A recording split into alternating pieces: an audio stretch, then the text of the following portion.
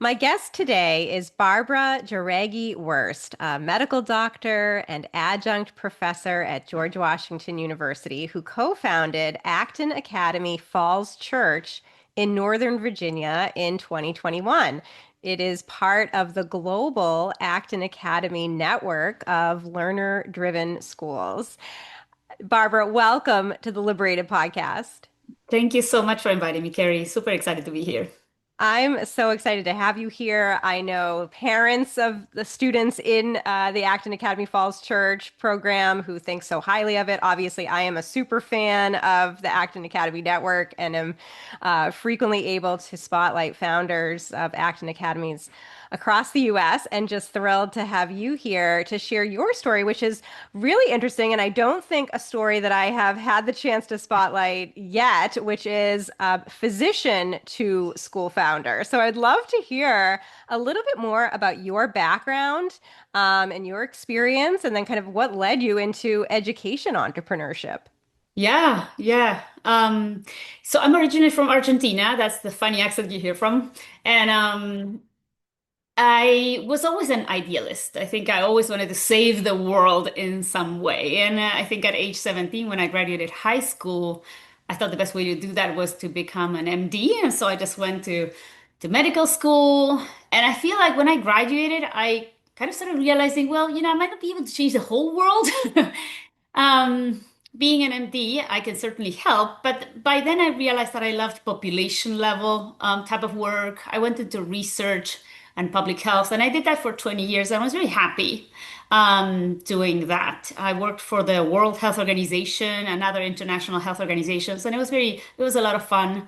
But when I had my children, uh, it just hit me. It was like a revolution of my mind, realizing how they loved learning in such a natural way. And I know you know this very well, Carrie. It's like these children just like want to know more, right? It's the why, the I want to do everything myself, that is so typical of young children. And I was just in awe. I was amazed. I had first a daughter and then a year and a half a son, and they both showed these like amazing love for learning. And then I started to worry about how come I always hated going to school. I always hated learning. And I saw that being a pattern, right? And school being so different from the way humans actually learn. And I think that's when I started looking for different patterns and different ways to help my children not extinguish that flame for love of learning. So, what happened? Had your children been going to a school and then you said, I have to start a school? Was this kind of before school age? Or what were sort of the steps there?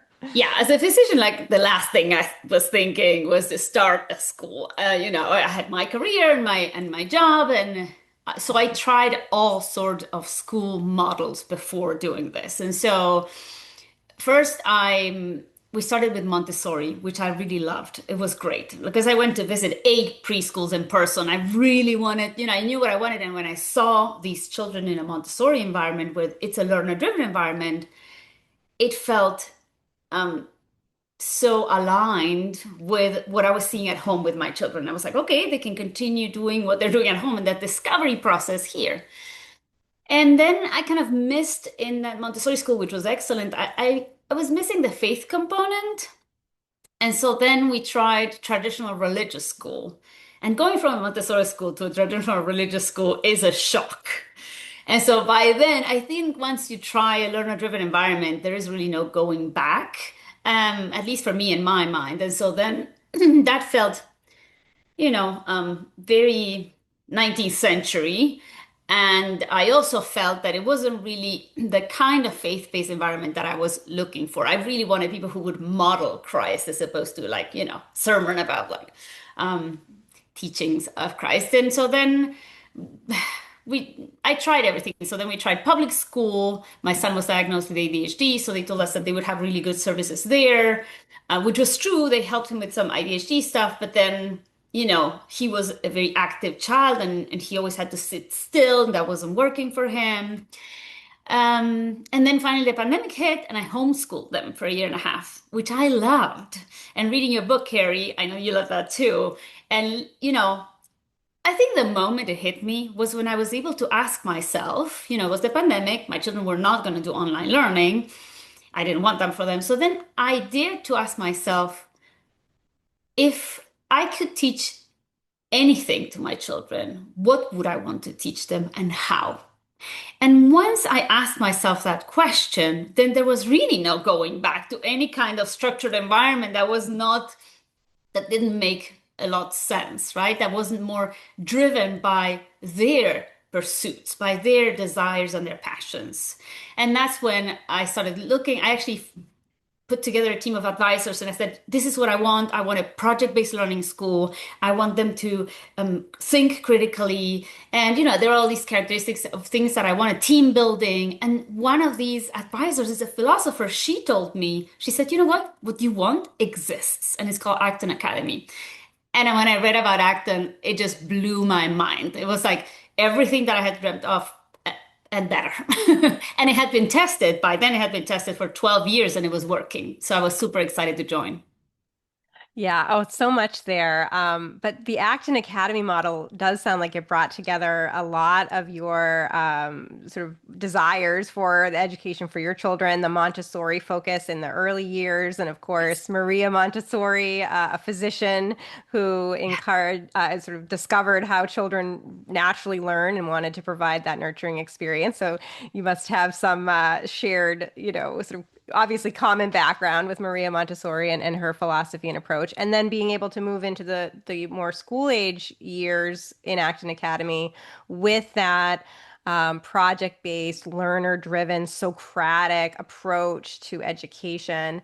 And then structure your Acton Academy Falls Church as a non-denominational Christian faith-based school and bring that component in as well. And I think this is one of the exciting characteristics of sort of this modern emerging schools movement is the ability to sort of customize a schooling environment that has everything that a founder and families want. And you've been able to do that with your program.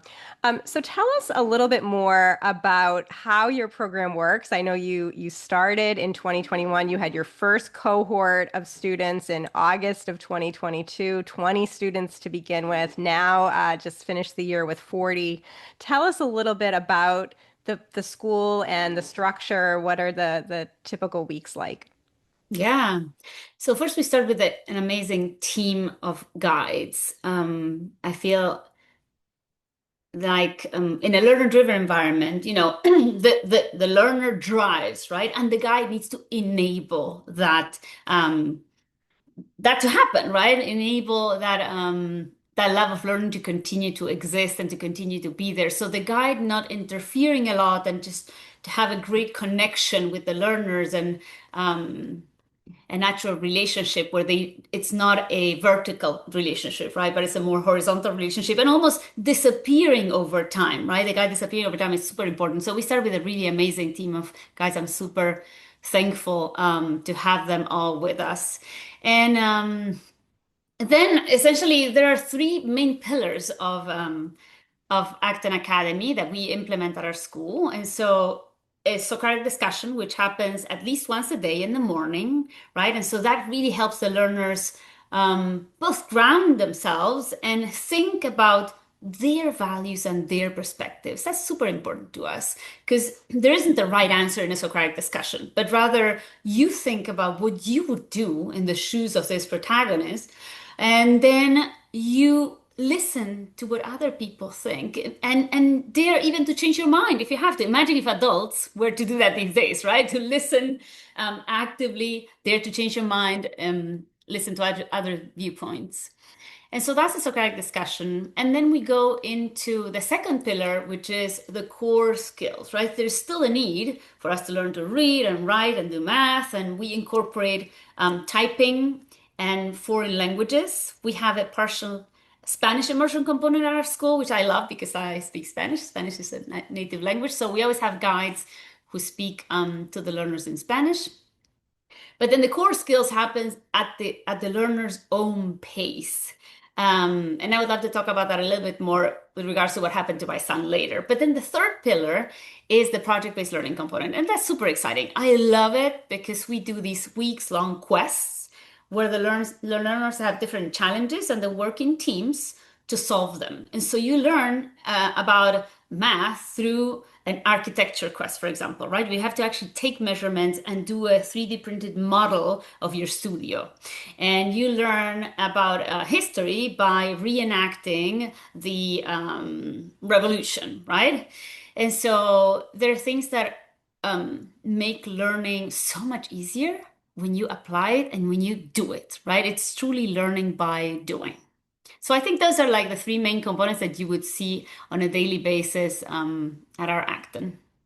And what about the story about your son and kind of that Yeah, personalized thank you for learning? reminding. Yeah, Yeah. thank you for reminding me. So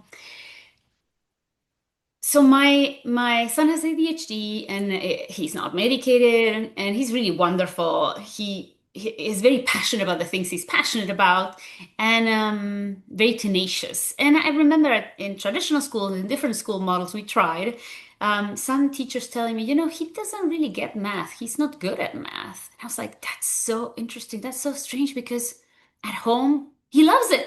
Like he sees math everywhere and math makes a lot of sense to him. And so then when I started homeschooling him and then through his journey at Acton, we saw what was happening, which was when his brain was ready, right, for math, he would sit down and do a ton of math. And then he would stop and would be uninterested in it. And then he would come back to, you know, working on it and he would accelerate. And so then what was happening was he just needed to choose the time like we adults do, right? I have my to-do list here and I tackle the things the way my brain wants to do them with certain guardrails, right? There's some things that you need to do today and you need to do now. But for the most part, adults choose what we want to do because it has to do with our neurons, right?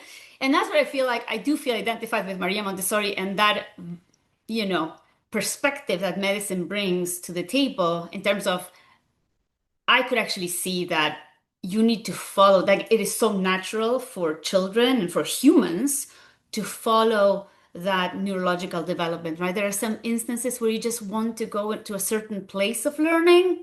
And if that doesn't happen, then you're forced to do something that your brain's not ready to do, but also you miss that window of opportunity, right? Children, when they're like excited about walking, it's all about walking and they might not talk for a few months, right? The babies. And then they're like all trying, trying, trying. And then at some point they're like, okay, I'm done with this. And it's all about babbling. And I feel allowing that to happen has a lot to do with neurological development and also with the spirit development. Like you just, you learn to understand that you can pursue your passions and that beautiful things will come from that. That was the story I wanted to share about my son. I love that. Yeah, just this ability to enable learning to unfold on a child's own timetable with those sort of tools and curriculum approaches that work well for each child is such a foundation, I think, of these innovative, personalized learning models that are sprouting everywhere, and Acton Academy being very much a part of that. The Acton Academy network features independently owned and operated schools, but part of this larger network, kind of shared values and intent. As you mentioned, those three pillars that would be found in every Acton Academy, but you're also able, as the founder, to have your own flavor associated with your school. And for Acton Academy Falls Church, that's a non-denominational faith-based component. Most Acton Academies, I think, right now are secular, although I'm finding more and more that are faith-based as, again, the network grows. How are you able to incorporate that kind of faith component into the model? Yeah.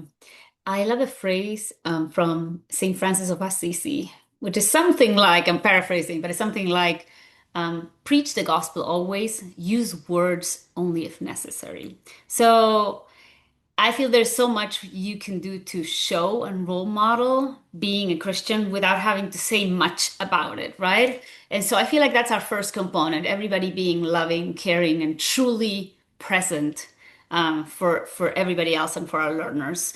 And then the second part is actually being able to express our faith when, we feel the need, right? And so Mr. Tim, who's our guide for our Spark learners ages 3 to 5, he does it in such a sweet and natural way. After a few months of the school beginning, or when somebody gets sick for the first time, he says, well, when a friend of mine is sick or I'm worried, I just pray to God, and this is how I pray. And he just closes his eyes and says a very simple prayer. And he says, would you like to try that? Is there anything you would like to pray for? So it's always an open invitation to the learners. There's never anything they have to study or learn or much less memorize about the faith. It is just a component that is there, and we just role model our faith for them, for the learners to discover that if that's their, destiny, and to grow in their faith at their own pace. And is there a statement of faith component for families, or is it more just your transparency around how faith is incorporated into the day? There's a general statement of faith. So my family is Catholic. We have Christians on different denominations, but mostly, so what we tell families is that they need to be comfortable with a Christian environment that's non-denominational, and we focus on what we have in common, which is a lot, right? It's like Jesus is this great figure, right? And the Savior, somebody you can always go to for help when in trouble. And just this idea that we were created by something amazing, really huge and beautiful, and that we're imperfect, but it's okay. Um, and yeah, I think going back to this idea of just love as the first component of faith. So, Barbara, what is your role at the school? Are you still a practicing physician? Are you still teaching at the university level and juggling the day-to-day of the school? Or how are you kind of managing your work experience? Yeah. So I try to be at the school every day.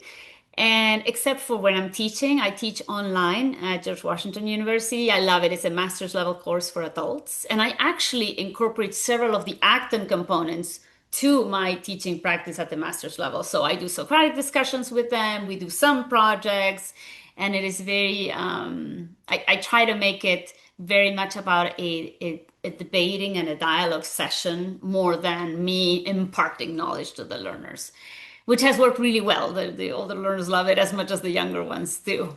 And I go to the studios only for a little bit. Like I love being a fly on the wall, but I feel like I have really great guides that do an amazing job. So I try not to interfere too much there. So I'm the head of school and the parents can go to if they have questions, so they have issues. I do tours. Although now we have an amazing learner called Madeline, who is 10, 11 years old now, and she does the tours for us. And it's been really a wonderful experience. Parents really, prospective parents are very impressed. Yeah, so let's talk a little bit more about those prospective parents and new parents. You've doubled in size over the past 3 years since you launched. What is attracting families to Acton Academy Falls Church? Yeah. I feel like Acton is great when parents realize that while they might not see a problem in their child, that their child is missing out on a wonderful educational experience. And so that does take a little bit of education. So we worked on that. We have information on our website, but then even with parents as they are onboarding, we give them information and education so that they understand really all the opportunities that a learner at Acton has to continue fostering that learning and treading their own path. I think that's super important for parents to understand. So I feel like parents who read the book Courage to Grow by Laura Sandefer or have seen some of them, TED Talks or other videos that explain what Acton Academy is, those are the parents who will actually appreciate what we have to offer. We also, so I would say some parents come to Acton Academy believing that a school like ours will help a learner who struggles with social emotional issues, for example. And I always tell the parents that that's not necessarily the case. It's actually probably the opposite, where you need a learner who is mature to have a the interest of the community in mind, right? And to be able to work out differences with peers, because the guy doesn't act as a teacher where he's going to say, "Hey, everybody, you have to be nice to each other." It is more about the learners making a promise, a covenant, a contract of promises to each other, right? They do that. They build that at the beginning of the school year in their own words. They test out the different promises and then they keep each other accountable for those promises. So learners who are actually ready to both pursue their learning journey and get along with others and solve problems, right? These have to be problem solvers and learners who want to work for the greater good. Those are going to be amazing fits for our school. So the typical Acton Academy offers sort of a pre-K studio, ages 3 to 5, which you said was Spark, all the way up to through high school, the Launchpad studio. Where are you now with your 40 students in terms of building these studios? Yeah, right now our youngest learner is 3 and our oldest is 15, although the 15 is a bit of an outlier. Then we have children ages 13 and younger. And so we are right now working on our like what would be our middle school learning design, even though we don't go by grade Mm. levels, right? We have mixed age studios. So we have our Spark studios ages 3 to 5, our Discovery studio is ages 6 to 9, 10, and our Quantum studio is ages right now 10 to 15. And yes, Acton academies grow with their learners. So our plan is to continue growing like one grade level equivalent per year all the way through high school graduation. And high school, as you know, at Acton is called Launchpad. And it looks very different from high school in the sense that learners can truly pursue at that point their calling or their potential callings, right? Try to find, put a stake in the ground of, okay, I think this is what I really want to pursue. And then do apprenticeships, which at first are unpaid and then can become paid jobs, and pursue advanced level courses and even college level credits if they want to. So great. I'll put a link to this in the show notes, but I recently published an article on our website at entrepreneur.org featuring an essay written by an Acton graduate. She was just graduating this year from an Acton Academy in Wichita, Kansas called Mm, Wonder. Her name is yeah. Paige Umber. Just a beautiful essay about what the Acton Academy experience has been for her and what Launchpad has been like in the high school years. And now she's just feels so confident kind of going off into the world to pursue her own hero's journey, as it's called in Acton vernacular. And you also mentioned, Barbara, Courage to Grow, of course, the book written by the Acton Academy co-founder, Laura Sandefer. Highly recommend folks check out Courage to Grow for inspiration on this learning model. So, what is next, do you think, for Acton Academy Falls Church? What are your plans aside from, growing into that launch pad as your students grow? What are your plans kind of for the next 5 years with your program? Yeah. So we'd love to continue growing our school the way we have been growing it. We're hopeful to be able to bring our older learners to a new location where they can have their own outdoor space. We have an amazing um, public park right next door to our school, which is a woods in the middle of Falls Church City. It's beautiful, but our older learners really would love to have space where they can say, I don't know, maybe grow their vegetables if they want to, or like have some would like to have chickens. There are different, things that the learners would love to pursue, and so we'd love to have our own space to do that with our older learners. So I think that's the direction we're going. Continue growing, continue being strong, continue being selective in the families we onboard, in the sense that it is very important for us to have these learners that I was telling you about that want to work for the greater good, right? And so while I think Acton is a model that could work for many types of learners, the ideal learners are the ones that are going to strengthen what we call the tribe, the community, right? And so we've tried to be selective in our search for that community that will be loving and inviting and welcoming. Definitely not perfect, right? But the right kind of fit. Yeah, and I wonder, maybe that's a challenge. I'd love to just sort of hear about what have been some of the challenges of running a school, of being an education entrepreneur. Is it, again, finding the right families? Is it, sort of the mechanics of the daily operations? And what have been some of those, Yeah. challenges over the past 3 years? Yeah, as a physician, I'm definitely ill prepared to do everything.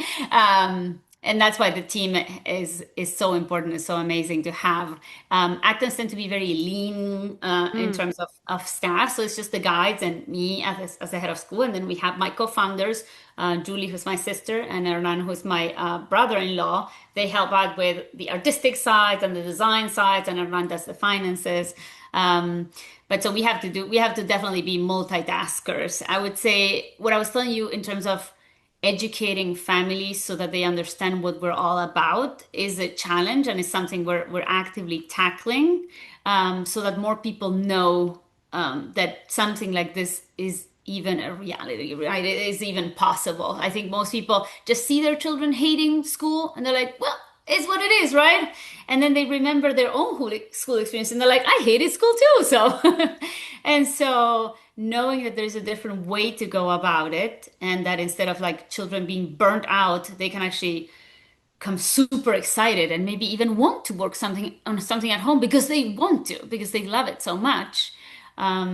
So that is something that is still in the works, but for Acton Academy as the network and for us specifically. And then once you, like as a school founder and owner and head of school, I think an ongoing challenge for me is I'm learning every day how to communicate better with my families, right? It's to really understand their needs, to open doors for them to come and tell me what is happening and what they need. In a learner-driven environment, it takes a lot of guts to trust your learners. So sometimes families are scared. So it's a balancing act between encouraging them to trust their own learner and not leaving them hanging, like, and leaving them thinking that we don't care about them.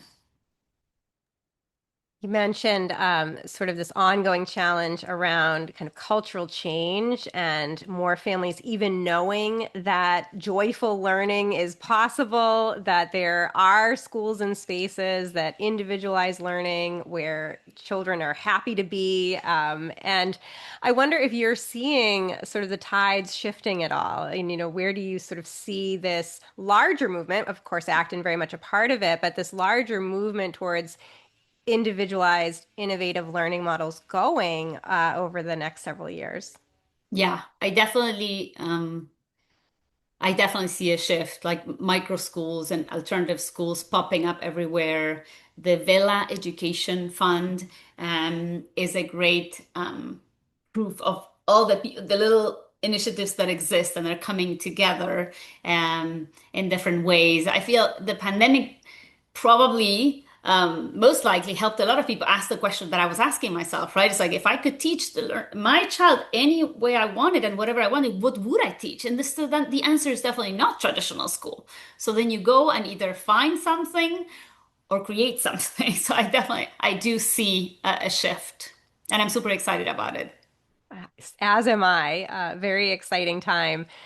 So as we begin to wrap up, Barbara, most of the founders that I interview on this podcast are former public school teachers. That tends to be sort of the large majority of today's school founders are people who've been working in conventional schools and decide they want to do something different and kind of bring the type of schooling and learning environment to their community that they desire.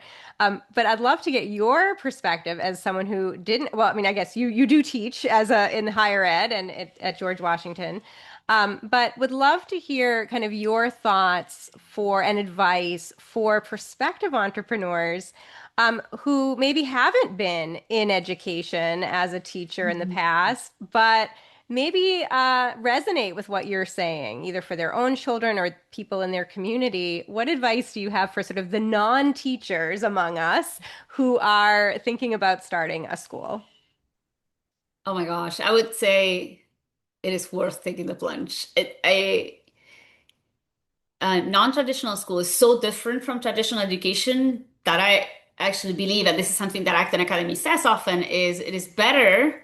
if you come from a different background that is not education, because then you can see everything with fresh eyes, like Maria Montessori used to say, right? See everything with fresh eyes. Because unlearning is more difficult than starting from zero. I think it's great that Acton Academies allow you to bring your own flavor to things, right? So I love to incorporate like science concepts to my Acton Academy, but I feel anybody who has an entrepreneurial spirit and dares to build something new, um, I welcome them and encourage them to just like go and pursue that journey, right? At Acton Academy, we talk about this hero's journey, which starts with a calling. You feel called, compelled to do something, right? As a physician, imagine like this calling was totally ridiculous because I had studied so many years, right, at university and then worked really hard. But when that, that phone keeps on ringing and ringing at some point, you'd better answer it. And I was so glad I did. Acton Academy as a network has exceeded my expectations. So I would actually encourage people to look into starting an Acton Academy. If that's something that you're curious about, at least look into it. Or you might even get ideas from the Acton Academy network for your own enterprise. But Acton Academy has really been a place where I found a lot of support, a lot of tools, and I'm super proud to be part of that network. So, if my listeners and viewers want to learn more about Acton Academy Falls Church and follow along on your hero's journey, what is the best way for them to do that? Yeah, we have our website, actonfallschurch.org, and we're also on all social media outlets. I'm happy I meet in person or on video with anybody who would like to talk about Acton Academy. Huge fan of talking to people and explain and educate and inform and share my journey as well. So feel free to reach out. Amazing. Well, it has been wonderful to talk with you, Barbara. Best wishes, and thank you so much for being on the Liberated podcast. Thank you, Carrie. Thank you so much for having me.